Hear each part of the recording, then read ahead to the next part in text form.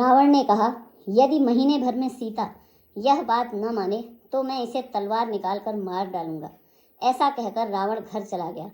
वहां राक्षसियों के समूह बहुत से रूप धारण कर सीता जी को भय दिखलाने लगे। उनमें एक त्रिजटा नाम की राक्षसी थी। उसकी श्री रामचंद्र जी के चरणों में प्रीति थी और वह ज्ञान में निपुण थी। उसे विवेक भी बहुत था। उसने सबको बुलाकर अपना स्वप्न सुनाया और कहा, सीता जी की सेवा करके अपना कल्याण कर लो। स्वप्न में मैंने देखा कि एक बंदर ने लंका जला दी। राक्षसों की सारी सेना मार डाली गई। रावण नंगा है और गधे पर सवार है। उसके सिर मुड़े हुए हैं, 20 भुजाएं कटी हुई हैं। इस प्रकार से वह दक्षिण दिशा की ओर अर्थात यमपुरी की ओर जा रहा है और मानो लंका विभीषण ने पाई है। नगर में श्री रामचंद्र जी की दुहाई फिर गई। तब प्रभु ने सीता जी को बुला भेजा। मैं पुकार कर निश्चय के साथ कहती हूँ कि यह स्वप्न कुछ ही दिनों बाद सत्य होकर रहेगा। उसके वचन सुनकर सब राक्षसियां डर गई और श्री जानकी जी के चरणों में गिर पड़ी। तब वे सब जहां तहां चली गईं।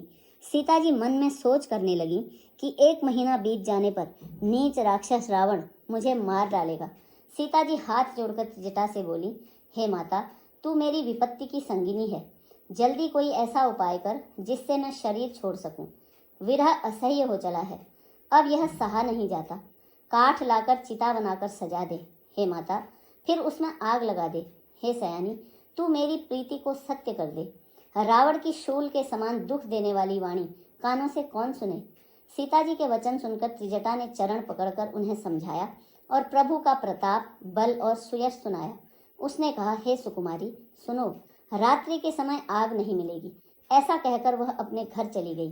सीता जी मन ही मन कहने लगी और सोचने लगी, क्या करूं, विधाता ही विपरीत हो गया। न आग मिलेगी न पीड़ा मिटेगी। आकाश में अंगारे प्रकट दिखाई दे रहे हैं, पर पृथ्वी पर एक भी तारा नहीं आता। चंद्रमा अग्निमय है, किंतु वह भी मानो मुझे हतभागिनी जानकर आग नहीं बरसाता। हे अशोक वृक्ष, मेरी विनती सुन, मेरा शोक हर ले और अपना अशोक नाम सत्य कर। तेरे नए नए कोमल पत्ते अग्नि के समान हैं। अग्नि दे, विरह रोग को बढ़ा मत। सीता जी को विरह से परम व्याकुल देखकर वह क्षण हनुमान जी को कल्प के समान बीत गया।